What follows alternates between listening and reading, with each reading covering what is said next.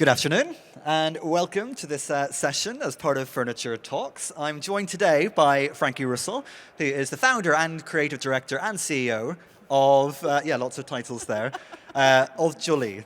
Now, I don't know how familiar you guys are with Jolie, so I thought before we dive into conversation, and we'll be talking about creating for difference, can you just tell us a little bit about the design studio as an introduction? Yeah, absolutely. So thank you all for coming along. I'm the founder of Jolie. We are a commercial interior design company based in Manchester and London. So we've got two studios. We founded in 2017, so we're coming up to we've had our 5-year birthday, coming up to our 6-year birthday. And I really sort of started the business after I worked for a large-scale developer. So I was an in-house head of design role for a big developer. And I noticed that there was a really kind of obvious gap in the market when it comes to interiors for more meaningful led design. And I really felt that interior design has always had a little bit of a bad rep for being quite materialistically driven and almost, a real luxury. And actually, what we maybe don't realize or don't give enough credit to is how important our environment is for how we're feeling on a day-to-day basis. And so I created Jolie really off the back of feeling that I had a responsibility as a designer to spend my clients' money and invest it in something that was going to give them a real sort of genuine return on that investment, potentially to change lives through design and make the world a much more palatable and exciting and beautiful place in which to live. So I started Jolie in 2017, and since then we've grown, and we were just talking about the pandemic there, but in that 5-6 years, we've had the pandemic thrown in for good measure, and actually we found that really helped to accelerate the business, because I think that everybody really started to understand, having been put back into their home environments, how important their actual immediate environment is on their mental well-being, their physical well-being, and their productivity. And so a lot of what we were talking about early days really started to come to the fore of people's minds, and has helped us to really sort of grow and shape the business from there. Fantastic. Well, before we dive into conversation, I just wanted to mention it's obviously an informal, intimate format. So at any point, if you want to chip in, make a point, or you want to ask Frankie something, please don't be afraid. Just throw your hands up. We can get a mic to you. So we can make it a bit of a conversation as well with the audience. But you can correct me if I'm wrong, but we know each other. And as I understand it, part of the shtick, if you want to call it, for Jolie is that you design with difference in mind. Now, that might sound pretty self-explanatory, but what does difference mean and look like to you? Yeah, so we talk a lot about human experience in spaces, and we really sort of dig under the skin of how we're trying to make somebody feel in any given moment in our spaces. And whether that's a beautiful, bar, restaurant, or whether it's a workplace or somebody's home, we're all going through a vast sort of range of emotions throughout our day, really, and then in the context of what it is that we're doing in that space. And so Jolie really has sort of set itself outside of the market and stands on its own right around this idea of experience-led design, human-centered design, and we really sort of understand the toolkit in which we need to use to do that. So when I started the company, I actually took myself out of the world of commercial property interiors entirely, and actually dived a little bit more into the world of neuroscience and really understanding human behavior and why we as humans act in a certain way or feel a certain way when we step into a certain environment. And it was a bit of a kind of immediate aha, sort of common sense moment where I understood that how you're feeling right now is a subliminal sensory thing that's happening to you. You've got lots going on around you. It's all these inputs that are happening that are then making your brain go, okay, yeah, I'm not feeling too great, or actually this feels amazing, and everything in between, that real range of emotions. And so we talk about our sensory toolkit, if you will, that we've worked really closely with neuroscientists in the different fields of the senses, from smell, touch, sight, taste, sound, and each of those has a specialist that sits behind it in the neuroscience world. And I've spent many, many hours with those individuals, really understanding their world, which exists very much in a laboratory space or a controlled-like environment, and seeing how we can actually take those findings, some of which are hundreds of years old, and actually start implementing them into the kind of real-world day that exists around us today. So yeah, we design in a multi-sensory way, and we use this toolkit and all of those findings in which to then make choices about how we're designing a space. So we'll talk about some of those specifics and maybe that toolkit a little bit more later. But to start more broadly, and I think I already know the answer to this, but in your opinion, does one size fit all when it comes to design? Yeah, I think it's so interesting, isn't it? Because we see trends kind of come and go, and we're also obsessed by definition with trends, but absolutely not. I think one size fits all, that approach is very much out, and we really need to start now thinking about who we are as individuals, and whether that's me working with a large-scale business on their workspace or a brand on their hotel offering, or even you as an individual in your own home. You know, we all carry our own ideas, our own kind of moral compass, our brand values, our individualistic values, and we need to start representing that through the environment in which we want to exist in. And that's very bespoke, and actually, yeah, I'm probably the polar opposite end of the spectrum in terms of a one-size-fits-all approach, where we really, really go heavily on the kind of digging under the skin, asking like a really in-depth brief, and then formulating something that feels genuinely, truly bespoke. So no, I don't think one size fits all. Now, of course, part of this conversation is around the idea of neurodiversity, which I think is a term that has existed for a long time, but has come to prominence in the design industries relatively recently. Yeah. No obligation, but I'm just curious, now that it does feel a little bit more at the forefront, if anyone in the audience identifies as neurodiverse. Okay, so we have two people. And actually, I mentioned to someone during the week that I was doing this session, and they said, well, is Frankie neurodiverse? Yeah. And I said, well, I don't know if she says she is or not, but she very well could be, because there are various competing stats, but between 15% and 40% of the general population are actually believed to be in some form neurodivergent.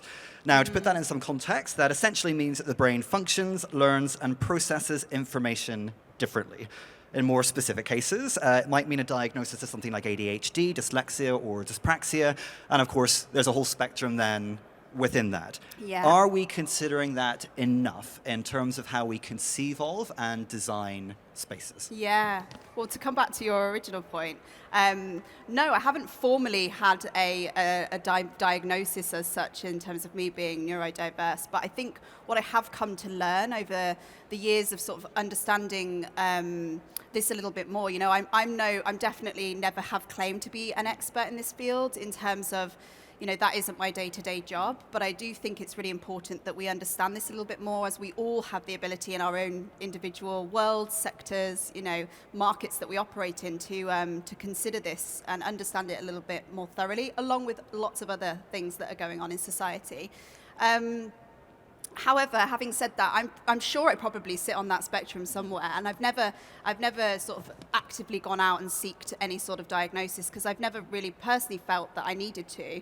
Having said that, again, I am surrounded by, in terms of friends, family, loved ones, lots of people who have been diagnosed as on the neurodivergent spectrum, and I think it is a spectrum, and symptoms can present so vastly, and obviously each diagnosis comes with its own sort of typical set of symptoms, but even then, in terms of individuals, it can be really vast. But there are some kind of common themes that exist in and amongst this, and I think for me, actually, the journey and the discovery around neurodiversity and how it relates to my world started a little bit by accident.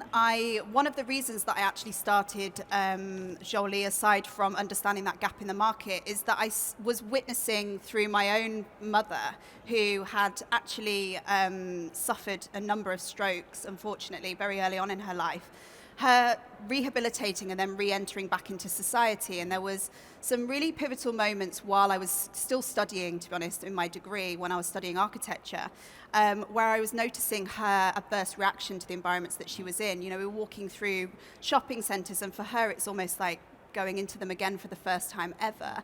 And seeing the physicality of her symptoms present based on the lighting, the sounds, all of these sensory stimuli that were going on. And it got me really thinking very early on in my educational journey surely there's a better way of doing this. Like it feels that she's, through her own experiences, is presenting these very obviously in front of me, but then surely this is having an impact on me as well, and I just don't notice it as much. And actually, that then sort of led on to the discovery around neuroscience and senses, and that then sparked a conversation that I was actually having with a chap called Professor Francis McGlone, who's a neuroscientist in the sense of touch and tactility.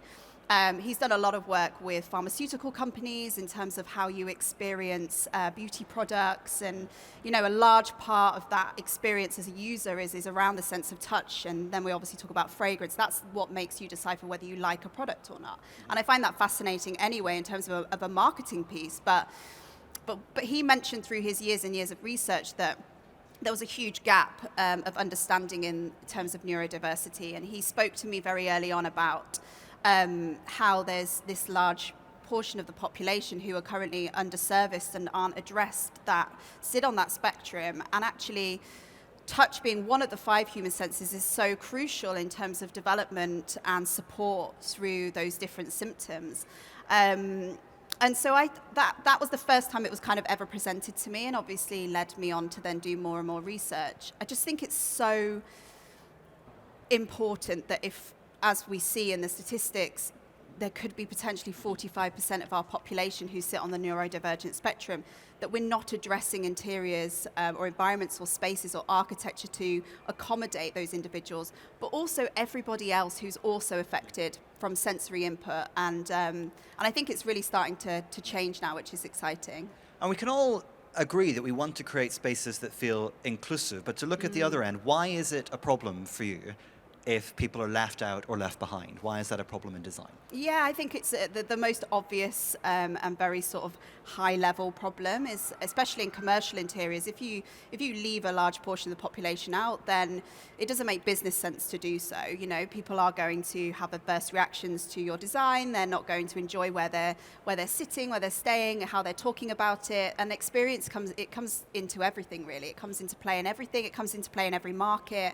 Even when we look at technology like our iPhones and how they've been designed in a very tactile way, and the sort of the touch sensations, the sounds, everything about it, that is an experience that you're having, and it's making you decide whether you enjoy that product. And it's exactly the same for our world. So by sort of disregarding how people may be feeling when they interact with your product, especially those individuals who are on that neurodiverse spectrum, it makes total, it doesn't make any business sense. So let's talk specifics. Color is obviously a huge component of all of this. We have someone coming later this afternoon talking about color. Yeah. How do you consider and use color in design when it comes to speaking to diverse audiences? Yeah, I thought one of the most interesting sort of findings very early on especially around color, and this came from the world of workplace, which can sometimes be seen as quite like a slightly unsexier sector in our world of interiors, but actually really important as we spend so much time at work. And even though we're now spending a lot more time at home and balancing that a little bit more, we're still seeing a lot of people spending and putting in a lot of hours in the office spaces that we're existing in. So I thought it was really interesting how, when I was sort of coming through my education and into my first entry into the world of interiors, we were getting influenced a lot by sort of Silicon Valley, big tech companies that were coming to the fore, and we were seeing loads of sort of bright brushes of color and really sort of loud and garish environments, and lots of sort of novelty items being put into workspaces. An example of that is like the Google HQ, where we saw, ball pools and slides and the big bright Google colors like going up on the walls, and it was all about throwing ourselves on the opposite end of the spectrum of like white walls and rows of desks into something that was like almost like we were rebelling against that. And even though that was interesting and got a lot of recognition, I think what wasn't considered was actually, it looks cool on Pinterest board or on a double page magazine, but how is that feeling for the people that are actually sat in that space day in, day out? So one of my first questions actually to the color psychologist that we worked with was just even the simplicity of those colors and how they might be making an individual feel. And we actually know that in Silicon Valley, in the tech world, there are a high proportion, actually, more so than not, people who are sitting on the neurodiverse spectrum, because they're intelligent, incredibly intelligent and well-driven individuals who need to be the powerhouses behind these companies. And with those skill sets, the positives that come with that, there is this sensitivity to their environment which wasn't being addressed. So, for example, we know that red, which is one of Google's HQ colors, which was plastered across a massive wall, has an ability in us to, it has pros and cons, but on that scale, at that shade and that tone, to give us this sort of fight and flight reaction. You know, we associate red with passion and love, but we also associate it with anger and danger and, you know, sirens and fear. And actually, those sort of cultural connotations that you will have just picked up as you've gone through life still present, and then also the very sort of the real sort of moment of where it's entering your eyes and how your brain's processing that is also creating a sense of anxiety. And so for somebody that's sat next to that for a long period of time will be being subtly influenced by it, and in a not so good way. And it's the same for every color, actually. I've been regularly asked, and I'm sure the speaker later will sort of explain this as well, but every color has the ability to have both a positive and a negative influence. It's really about how you use it, at what shade, how it's used in the environment, in what context, how proportionately it's used, whether you use a lot of it, whether you use a little of it. And so we're very, very particular and careful when we go to select color, because we know that obviously I've given negative examples, but we can use it for the good. Another example of that is orange. We know is our most creative color. It sparks creative thoughts. So that can be a really great hue to use in environments where we want people to feel creative. We want them to... My favorite color, if you can't tell. Oh, yeah. But no, it's an amazing color, and it does express creativity. But I think that, again, if overused, as with everything, that also has, being near and sort of cousins of the red spectrum, this ability to induce anxiety. So we have to use it proportionately, and we have to use it for its little strengths and its moments and its power, but not overuse it. So yeah, I love the world of color. I think we have this ability to really change our day and even the way we dress, our mood, based on the color in which we sort of associate ourselves with. And there are other forms of difference beyond neurodiversity. There was a fantastic case study that I saw not so long ago with Zettler, the PR company in London. The founder of that company is deaf. And so they developed the space specifically to create sightlines in the office. And it seems like such a simple thing, but of course, unless you experience the difficulties that some places create, a lot of us are not even aware that design doesn't take that into account. Yeah. So in terms of layout and how we might navigate a space, what are some of the aspects that you might want to consider? Yeah. Well, to come back to your earlier point, and I always forget this, but funny enough, well, not funny, I was born deaf. So maybe that's, subtly a reason why very early on in childhood I had that sensitivity to understanding the importance of having all of your senses engaged in a positive way. And I think it's, until you sort of notice the real flip side of things and losing a sense, and some of us have experienced that through the pandemic, of losing even our sense of taste or smell, it can be really quite frightening, quite debilitating, and you almost feel like you lose a little piece of the puzzle that makes you decipher whether you like something or not, whether that's the food we're eating or, the environment we're in. But yeah, in terms of spatial arrangement and layout, obviously, it's the bit that we're sort of the one thing that everyone in terms of interiors is always very comfortable with, well versed with.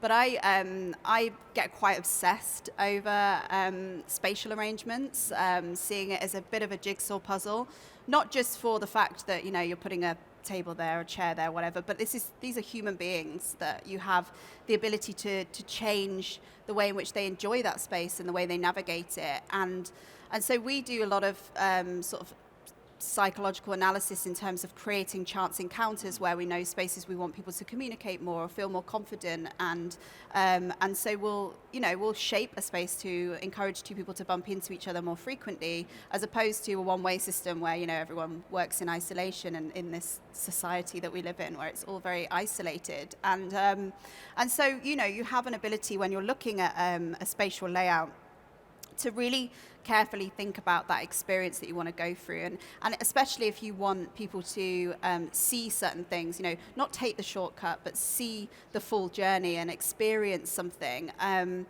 I think we all live in a society now where we're all in a big rush, and actually sometimes it's really nice to take people on a bit more of an off-piste journey through a space rather than just like a direct route through.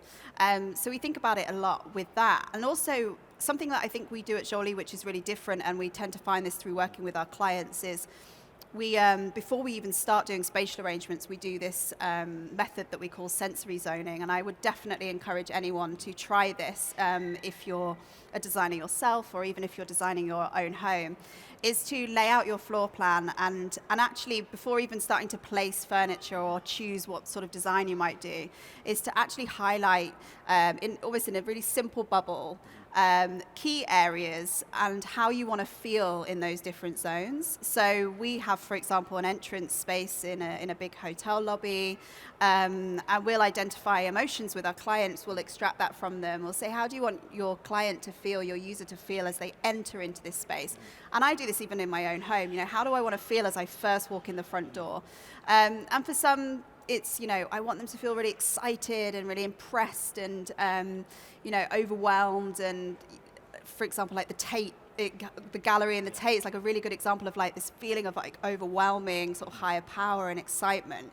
Or you could go the flip side, and some people might want to just feel really relaxed as soon as they walk in the door and really decompressed. And so identifying those key words and then doing it for the different spaces is a really great way to start, because then every decision you're making, not just with layout, but with color choice, with textural choice, with sound choice, with fragrancing, always should come back to those words that you want to evoke in somebody. Let's stay with sound, because all the stats show that it's one area of extreme sensitivity for anyone that might be on the neurodiversity spectrum. And a lot of designers will say, well, that has nothing to do with me. Yeah.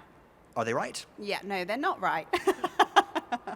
I think we should be, as designers, really opening our minds and broadening our responsibility in terms of curation of an environment. It isn't just about the eyes, it's about everything. And sound is such a hugely important part in this. As I mentioned before, previously, being born deaf, I obviously personally appreciate the importance of good sound, positive sound, being able to hear and enjoy things like music. And I think also my father was a sound engineer, so I think there was probably a little bit of like underlying influence there in terms of understanding acoustics and going along to certain concerts and seeing him rigging things up and creating 360 soundscapes and making people feel a certain way. And I witnessed that from a very young age. But so yeah, with sound we have this ability in our commercial spaces to really take people through an emotional journey, and we've started to actually look into working with composers to create bespoke soundtracks for our clients. But before that, we've always been creating and curating bespoke playlists to evoke certain sensations and moods, and that's a really exciting part of the job. Actually, it's not a burden, and I think as interior designers, when we start to explore this world a little bit more, it can become really, really exciting and fascinating, especially if you love music or even just the importance of soundscaping. A good example is, so we talk about the power of our ears a lot with our clients, and we never switch off. Actually, our ears are the one sense that even when we are asleep, they're always partially engaged. And the reason that is because as humans, back in the caveman era, that is our tool for protection. And so you always have that sense engaged, and you can utilize that to, if you hear a noise, or we've all been there, you hear noises in the house when you're asleep and it wakes you up and you're like, what's that? That's our fight or flight method.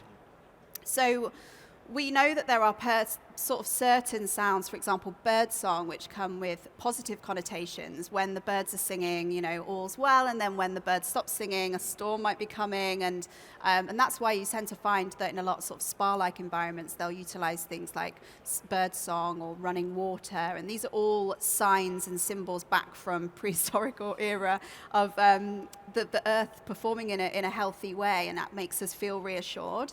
So fascinating. But then, we know that we use day in, day out, everyone has an alarm clock, and that's a really jarring and loud noise, and it's intended to make us alert, wake us up, and shake us into almost a sense of fear, like get in the shower, get going. So we know the negative side of sound as well, and that can genuinely have that reaction on us.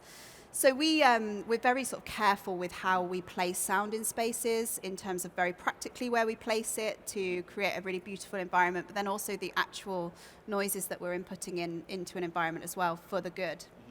So we've talked about some good examples of design there. What are some of the pitfalls to avoid? Where are people going wrong? Yeah. I think a reference sector-wise, the healthcare sector actually a lot with this, in terms of where there's an amazing service but a real lack of support of that service through the environments in which people are in. It's a very extreme example, but it's one that we've all experienced more likely than not. And if you think about how, for example, hospitals are supposed to be there to heal people. You go into these environments and you receive that amazing level of care, but then everything that's going on around you is actually undoing all of that good. So the sounds, the smells, the textures, it creates a real sense of anxiety in people. And we have some people who are genuinely fearful of entering into the front doors of certain environments because it just evokes such a negative reaction in them. And it's a very extreme example, but like I say, we can all relate to that. I think when we even look at the kind of the rise of commercial, like office lobbies, and there's this sense of minimalism and sparse and quite showy materiality, like lots of heavy sort of cold marbles. We know that harder, cold textures, they make us want to move faster through a space. It's kind of scientifically proven, and actually that could be great for an environment where you want to get a lot of traffic moving through in a quick way, because people will just naturally do that. But putting that in an environment where you want people to relax and stay for a longer period of time, or open up with a meaningful conversation is really not a good idea. Actually, we should be using warmer, softer textures in which to do that. And so I think that there are, unfortunately, there are a lot of bad examples in society of design that's not being considered for user experience. And we are always constantly navigating through those spaces day in, day out. So it's great that we're now starting to approach it differently and create spaces that are a lot more exciting and meaningful for people to walk through. And these are differences that people cannot control, but of course there are differences amongst all of us that we can, more values-driven differences.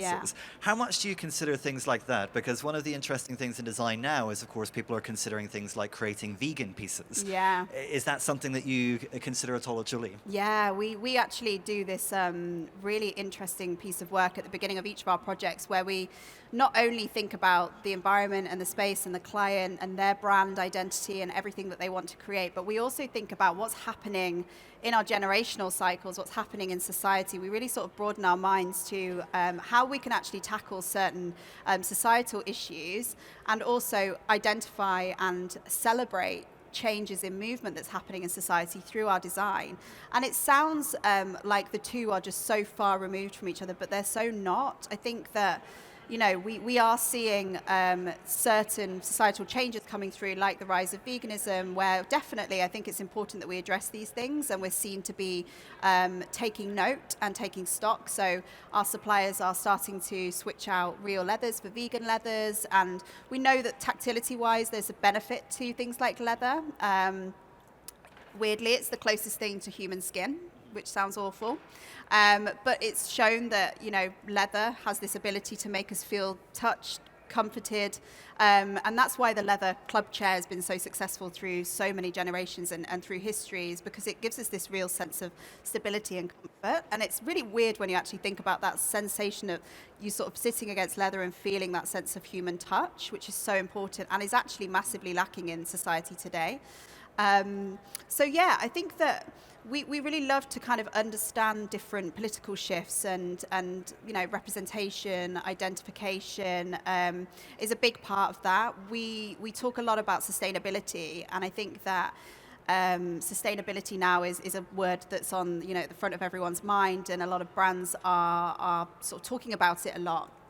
I think where there's a slight lack of understanding in terms of sustainability is that there's this circle of sustainability, and it's not just about recyclability and materiality and processes and wasteful processes and delivery journeys and emissions. It's more than that. It's actually about our economy and our political stance and social issues and representation, gender representation, and there's a lot that comes within the circle of sustainability, because we talk about it like it's called social sustainability. It's about bringing communities together and binding people together and making people feel welcome, so that we don't all just perform in very individualistic ways and replicate each time. We actually have this old school notion of like borrowing the cup of sugar from the neighbor next door. Like, that doesn't really happen so much anymore. And I think that on a larger scale in our spaces, we tend to find that everyone's so engrossed in their own world, on their own phones, and actually bringing people together and community building is a big part of sustainability.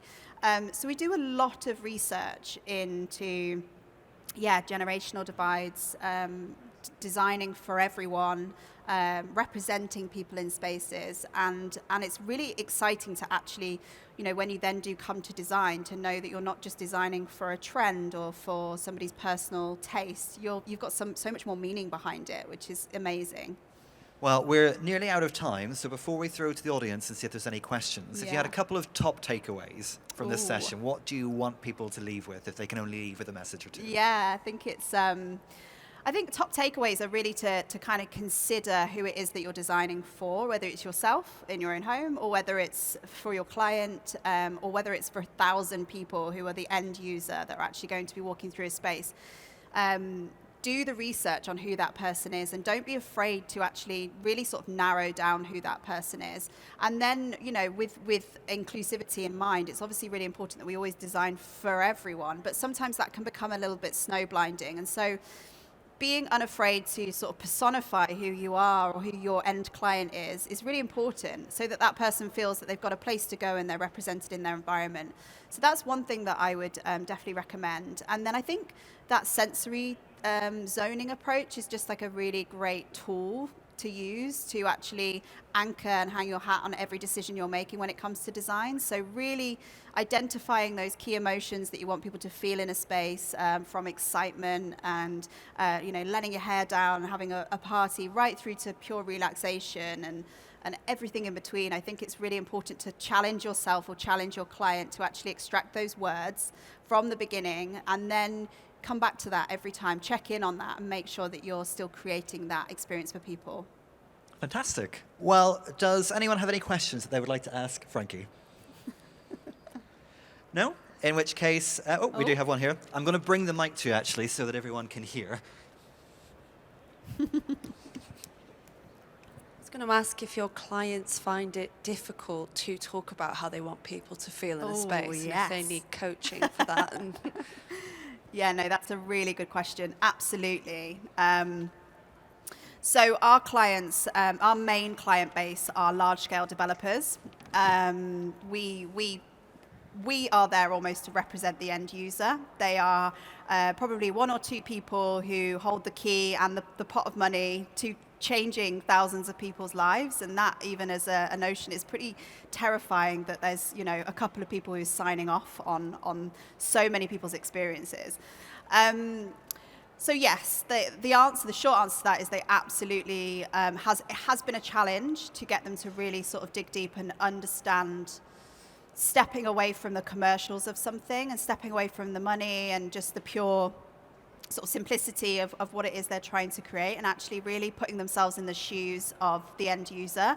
But that's honestly my favorite part, is actually seeing people sometimes squirm a little bit at the idea of explaining emotions and talking about this.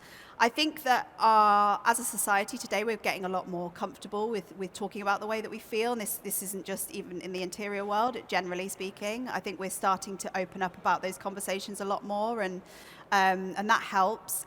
But it's really about, and I almost say sometimes these brief taking sessions can feel a little bit like a therapy session, because you're basically asking how do you feel? How do you want people to feel? And it can feel a bit like that. So it's important in the tone of the tonality of how you're asking those questions, the lightheartedness, and just making people feel engaged and excited all the time can ease the nervousness around that.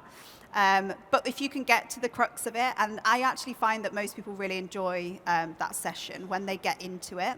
It's just really alien, I think, for somebody like an interior designer to come along and start asking people about, how they're feeling in a certain space, to open up about that. But once you can get there, the words just keep coming, and it's almost like you've opened the floodgates, and that's amazing, and actually it gives you so much to work from. So it's worthwhile doing, but it can be a little bit tricky to begin with, for sure. And I guess part of that is also making, developers who sometimes don't engage with these things very much recognize it as a practical application. So if you're asking these, it's because, well, someone will work better in a workspace, they'll spend more in a retail space, they'll relax more in a hotel, kind of creating that practical applications. They realize it's based on some kind of logic and not just a designer coming in asking about where to put the cushions. Exactly. I think I actually do think the construction industry is quite far behind in terms of really understanding user experience, and there's so many other markets that have really nailed this and bring in specialists, especially those kind of top performing companies that we see in different worlds like tech and even food and beauty products. You have specialists in-house in those businesses who just focus on the psychology of user experience. And construction, that is just a role that doesn't exist at the moment, and it's starting to. And I think in a way we've kind of muscled our way into being that role as interior designers, because we're so well versed in understanding different spaces, what makes us tick, how we can shape environments, and we spend our lives doing this. And actually it makes so much sense that we would be having this conversation with our clients. So I think, the construction industry is sort of catching up. And I think it's important, as you mentioned, to always explain the commercial value of doing this, because for a lot of people, it can come across as a little bit wishy-washy, hippy-dippy. But the reality is that if you nailed that user experience and you nailed that emotional experience for your user, you'll sell more of that product. So they'll come in more frequently, they'll share it more sort of frugally, and they'll just, be more willing to stay for longer and celebrate it. And I think some of the brands that do that really well, we've seen hotel companies, hotel brands, workspace brands that are now actually hotel brands that are moving into the workspace sector, that are doing it really well and really focusing on that user experience. For example, like Soho House Group, Members Club into restaurant space, into now workspace. Such an interesting move into different sectors, because they really understand their user, they understand who it is that they're trying to approach, and they understand the emotions that they want to evoke in that individual. So there's commercial value there. So it's kind of common sense, but sometimes you do have to really kind of use that commercial value as a backbone to then your emotional, holistic argument, I guess. Well, it's been a great chat. Thank you to Frankie for joining us today. Thank you so much. Thank you so much for coming. It's been lovely. Thank you.